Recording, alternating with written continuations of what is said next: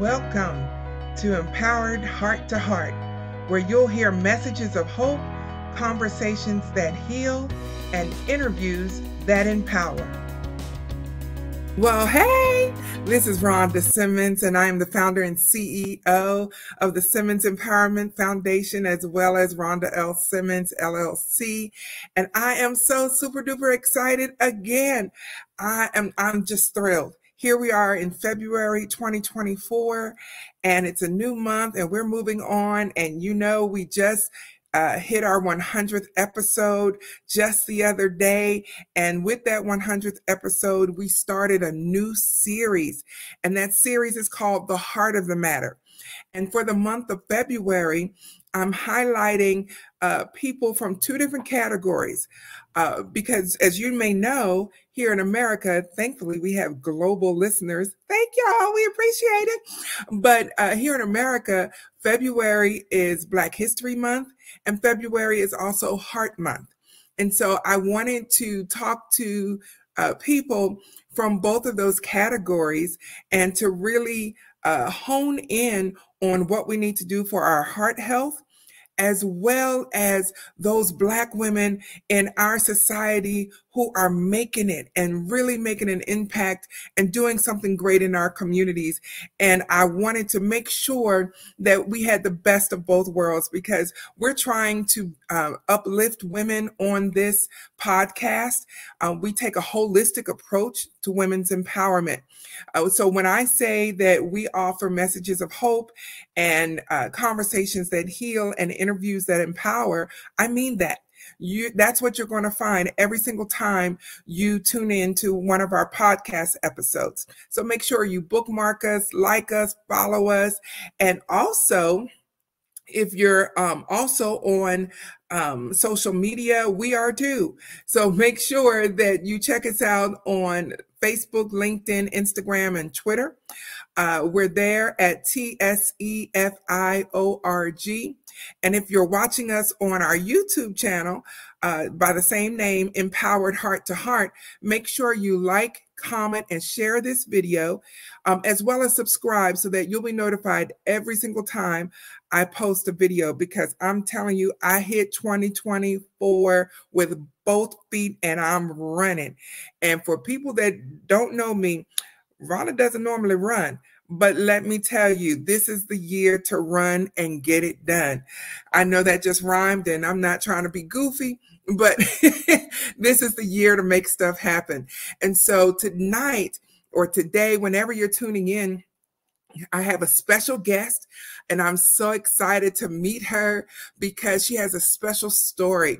Tonight, I'll be interviewing a young lady by the name of Miss Alisha Bridges, and she's got a phenomenal story of overcoming. She falls into the category of celebrating Black women who are successful and impactful in their communities. Since Alisha was young, she's faced the challenge of severe plaque psoriasis. And for over a decade, her passion has driven her to advocate tirelessly for those navigating chronic illness.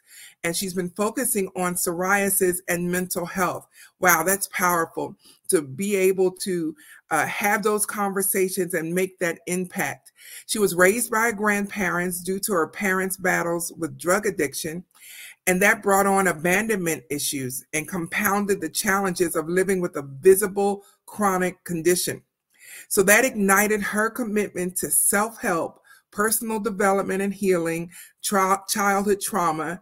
And she has been featured in Women's Health Magazine, WebMD, Medium, and more influential platforms. Wow. So I tell you, when I say I get the best of the best on this show, you've got to believe it. And so without any further ado, I'd love to introduce you to Miss Alisha Bridges. Hello, Alisha. Hi, thank you so much for having me. Thank you for being on this show. And by the way, for those of you that are listening on the podcast and you don't have a visual of Miss Alisha. She is glowing. She looks beautiful. Thank So you. she does not look like she came through a childhood trauma such as she described. But as they say in church, I don't look like what I've been through. And so I'm real honored to have you on the show as well, Alisha. And so tell us, what was that like as a child, having, as you called it, a visible chronic illness? It was very difficult. I was first diagnosed with psoriasis at 7 years old. And at that time, it covered about 90% of my body. And psoriasis is characterized by thick, itchy, dry patches of dead skin. And so I had to deal with that from 7 years old up until maybe 10 years ago, once I finally found effective treatment. But it was really difficult. You know, a lot of Black kids didn't have psoriasis that I knew of. A lot of kids my age had no idea what the condition was. It required me to confront it and share with not only my peers, but also adults. So it really did a number on my self-esteem, how I felt about myself, my worthiness, my willingness to participate in different activities. It was really tough. Wow, wow. And you know, children can be cruel, and just, you know, kids are dealing with bullying today, but were kids cruel to you back then as well? Oh, most definitely. I definitely have had some very trying moments. I was actually just talking to a friend about this. I remember in high school where I was in class, and I always tried to cover up with long pants and long sleeves. And so I was in class and my shirt lifted up. So one of my classmates seen my back and it had a lot of psoriasis on it. And I remember my classmates saying, "Ew, that's disgusting. What's on her back?" And I was very hurtful. And at that time, I did not know how to advocate or stand up for myself.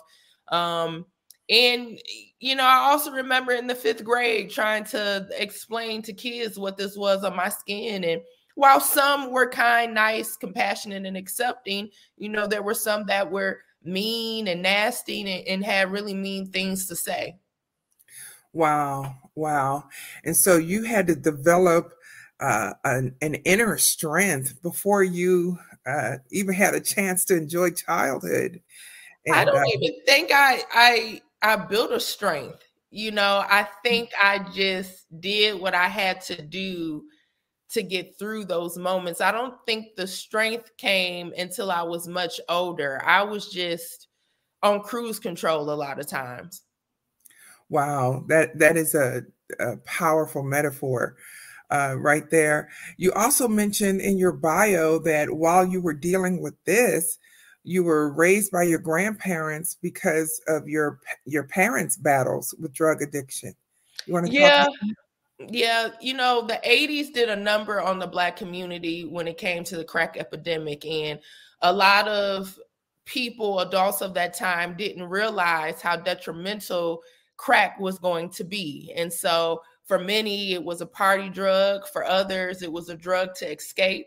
That's kind of what happened to my mom. She was depressed and she was dealing with some deep issues, and she started doing crack with a friend.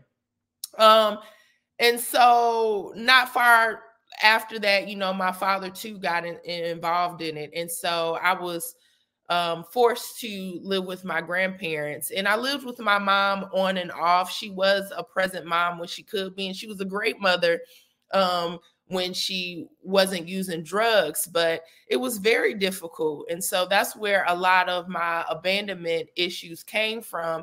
And I really battled with feeling worthy. You know, you have this visible condition all over your body on top of your parents not being involved as they should be. And so it was a really tough time. Wow, wow, that's a lot. That's a lot to have handled, even as an adult. Mm-hmm. So, how is your relationship with your parents now?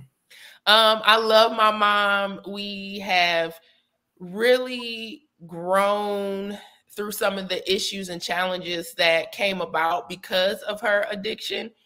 My father, you know, that is an interesting story. My father had been missing for about 10 years. And in 2021, I got a call from his sister, and she said, "We found your father. He's in a hospital dying of stage 4 lung cancer, and he doesn't have long to live." So as you can imagine, this just turned my world upside down. But I really appreciate that moment, because the 2 months that my dad lived, I was able to talk to him to learn more of his story and his journey. I was able to forgive him, and God allowed me to hold his hand as he transitioned to the other side. And I did that with love, compassion, forgiveness, because I understand now, being an adult, how hard life is. And just because you have kids doesn't mean that some light bulb switches on and you just become this amazing parent. So the challenges that I've had to face in adulthood and work through has allowed me to have so much love and compassion for my parents, because they truly did the best that they could. And even in the midst of all their drama, they still tried to protect me. My mom tells me all the time how she's so grateful that we have a relationship, because there's so many women that she now mentors in recovery where their kids do not talk to them because of the hurt and pain that they've been through. So, you know, it wasn't perfect, but I'm grateful that I got to hold my father's hand as he transitioned to the other side with love and compassion. I'm happy that the resentment for my mother has gone away. And I'm grateful that she had parents who were willing and capable to take me in when she couldn't. Wow. Wow. You have preached a whole sermon, Alisha, because so many times when it comes to trauma, you know, some people don't deal with it. Mm-hmm. Other people deal with the trauma, but they compartmentalize the forgiveness piece. Yes. Like, let me get myself right, but forgiving you, that's not going to happen. How did you work through getting to that higher level where you could actually look your parents in the eye and with love and compassion, as you said, and forgive them? How did you work through that? It took about 8 years of a lot of self-work. It started with therapy. I worked with a therapist to understand how my childhood was impacting me in adulthood. So that was really helpful. I've done therapy for 8 years now. Another thing that really helped me was a codependency support group. I realized through therapy that due to my abandonment issues, I had some attachment issues, and attachment issues show up in how you manage relationships, whether it's romantic, family, or friendships. And I realized that I had a lot of codependency tendencies that I thought was love, or I thought was the right way to go about things. So I had to unpack a lot of those wrong ideals and views. But through the codependency support groups, at the clubhouse, they would have AA meetings and NA meetings. That's Alcohol Anonymous and Narcotics Anonymous. And this is for people who are addicted to drugs.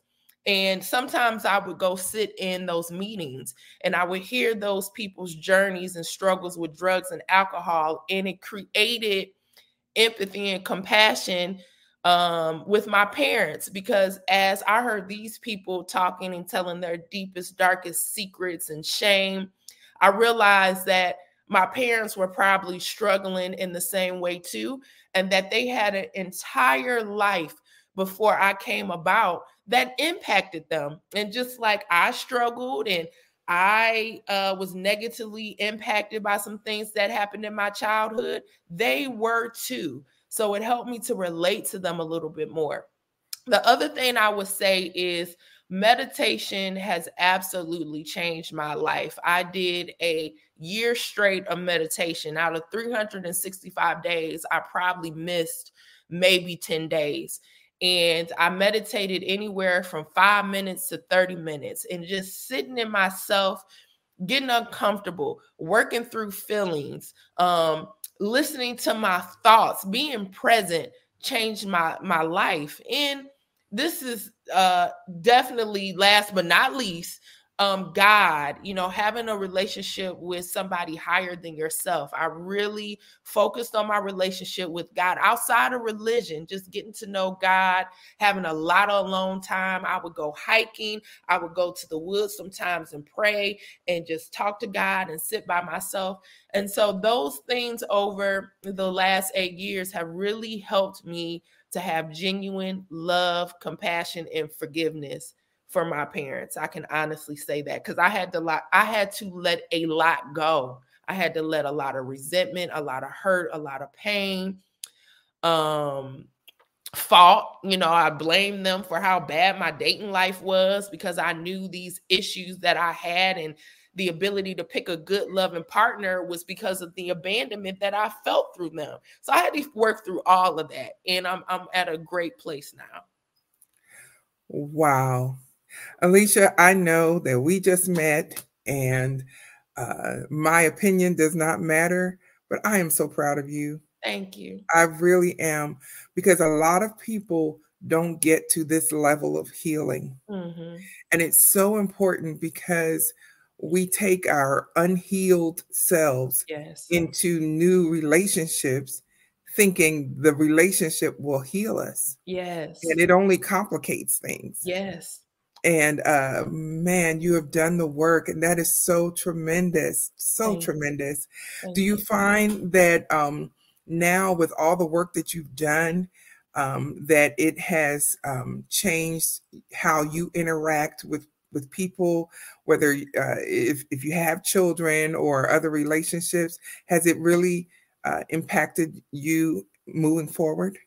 Absolutely. I feel like a different person sometimes. I feel like the person I would have been had my parents been healthy, had I came from a two-parent household. I had to do a lot of work with my inner child who was hurt, and I had to reparent myself. Sometimes when my mind felt all crazy and I was having anxiety and I was having these negative thoughts, I had to sit with myself and almost talk to my inner self like it was a child. And so in doing that, learning grace and compassion for myself, I've learned to give that to other people. It's a lot easier now. I'm not as sensitive as I used to be. I'm not as defensive. I've learned how to be better at conflict resolution. And I have a partner now who is wonderful. And anytime I look at him, I say, this is what you get when you do the work and you heal. This is the type of person that you get. And so I think my healing, I think the people around me are a reflection of the healing and the work that I've done, because I have some beautiful people in my life, and I'm really grateful for that. And it's even helped with my relationship with my family. Me and my mom my mom gets on my nerves. We had the best conversation last week. We were on the phone about 90 minutes and we laughed the entire time. And it was the first time I felt like, wow, this is a mother-daughter relationship without all that resentment and heaviness and distrust. Like, it just felt so loving and trusting. And we've been having some difficult conversations about the past. And she's always willing to combat and talk about it. She doesn't hide behind those issues. And I've grown to the point where I can be open and receive whatever it is that she tells me, even if it makes me feel uncomfortable. So it's really helped me in my relationships. Wow, amazing, amazing. You know, my mind is already thinking, okay, May is coming up, Mother's Day. I've got to do a Mother's Day edition and get some mothers and daughters on the show. Mm-hmm. Oh my goodness. So expect me to reach out to you again to we meet would love you. That. Oh my goodness. That. My mom, she's clean now. She has a nonprofit for women in recovery that she just started. She has her 503c or 5C? 501c3. Yes, she has that now. So we would love to do this and talk to you. Oh man, that is fantastic. Not only that, you have recently written a book called Dig Deeper, a 21-week guide to self-discovery through plants. Yes. Now, I know you're going to tell us about this book, but I just have to ask, it's not a 21 day. No. What's up with the 21 weeks? Is there a story behind that? So every week it's a weekly devotional, basically. And so the number 21 means personal growth, creativity, transformation. So I thought it was just the perfect number to have with the concept of the book. So the number 21 is a very spiritual number. Okay. All righty. Love it. Love it. And for those on our podcast, I will put the link to the book because it's on Amazon. I'll put the link in the description around the podcast as well as in the description around the video because you need to get this book. Now, tell us about, you said this is a self-discovery through plants. Yes. So fill us in on that. So a couple of years ago, I was volunteering at this camp and I would be gone for a week. And I had this plant. It was a lily, I believe. And I needed to water it while I was gone, but I didn't have anybody to water it. So I searched online and they had something called self-watering bulbs. This is where you put water in the bulb and you turn it upside down and put it in the soil. And as the plant dries out, the water is supposed to come out of the bulb into the plant so that it gets water. So this is something that I said, this will be great to use while I'm away at camp. Well, when I came back to the plant a week later, 7 days later, it looked like it was almost dead. The leaves were wilted really, really bad. Some of the leaves had turned brown. And I was just so discouraged because this plant was doing so good. So I had thought about throwing it out. I said, you know what, this is done. But I texted my coworkers at the time because they were really into plants and I sent them a picture. And I said, hey, is there anything I can do to save this plant? And my coworker said, water it and just see what happens. Water it and it should be fine. So I watered that plant. And within 2 hours, it looked better than when I left for camp. And so that moment taught me something very special about my parents. It used to be when I thought about my mom and her leaving me with my grandparents, I felt like she abandoned me. I felt like she chose drugs over me. But having that experience with that plant, I did everything that I could to make sure that plant would be all right while I was gone. But because of my lack of knowledge and experience, it still wasn't good enough. However, even though it looked bad, all I had to do was water it and cultivate it, and it came back better than it did when I left. So that moment helped me think about my mother.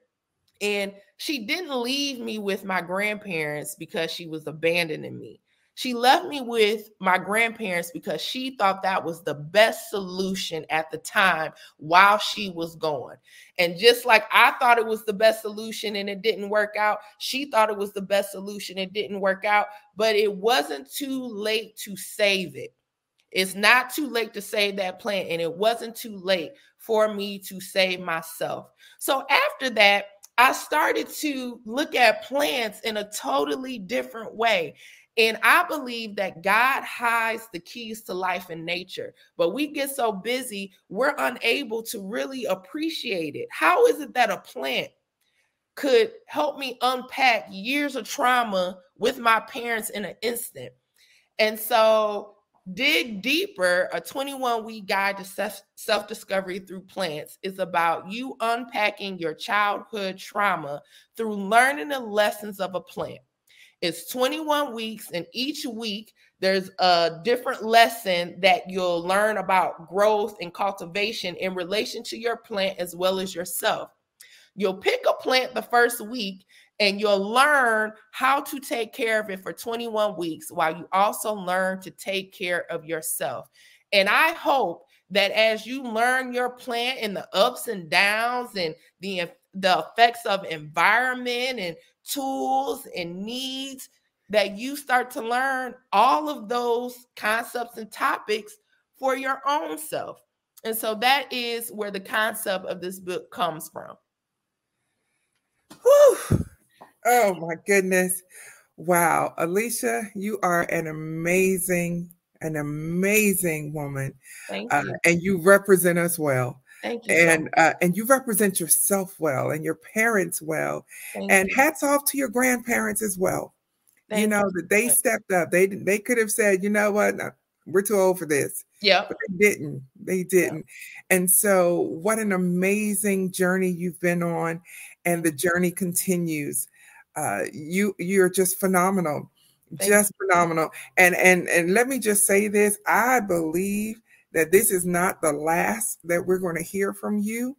That you're going to be on stages talking about your journey and the healing process, and using your book as a catalyst to help other women and heal and overcome trauma, because accepting it and living with it, yes, it's an option, but they don't have to. They can get that closure if they're willing to do the work, and you've proven that. Yes. Thank you. Thank you. I really appreciate you being on the show. And oh my goodness, where do you see yourself in 5 years? You know, I see my goals are so hard for me, and it might be because I am a child of trauma. It's so often that I can't predict what's going on in the future, because the right now is very important, but I see myself talking on stages. I see my book just helping heal people in so many ways imaginable. I see myself just being on a huge platform, helping other women, other young men heal from their trauma. You know, and it don't even necessarily have to be big, as long as I'm just helping somebody, whether it's my friends or the people I know or whatever. But I do see myself continuing this work and it growing to a place that I can't even imagine. And I'm excited and I'm ready for it.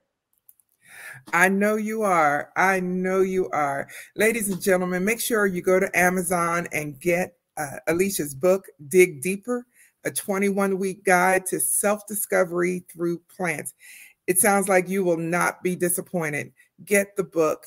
And so, Miss Alisha, thank you so much for being on the show with me today. I am just so honored that you took time out of your busy schedule to just come and talk to us and let us know what's going on in your world and the impact that you are making already in your community. And thank you so much for being on the show. Thank you so much for having me. This is great. I really appreciate you for trusting me and allowing me on your platform. Thank you. Thank you. If you'll just hang out just for a minute, I'll wrap things up and get right back to you. Okay? Okay, great. Oh my goodness. That was phenomenal. Oh my goodness. What an amazing story, life history, journey. See, this is what Black history is all about. Black history is made up of people who had tenacity. It wasn't that our lives have been perfect. I mean, open up history books.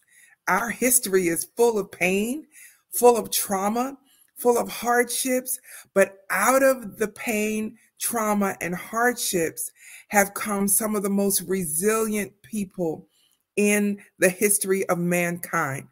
And Miss Alisha Bridges is no exception. She has such a resilience about her. And I love the fact that she's just glowing with confidence, not in an arrogant pride, but confidence in knowing the work that she has allowed God to do in her and that she has participated in her own healing. So make sure that you just hit rewind and play this episode all over again, because this is worth listening or watching again.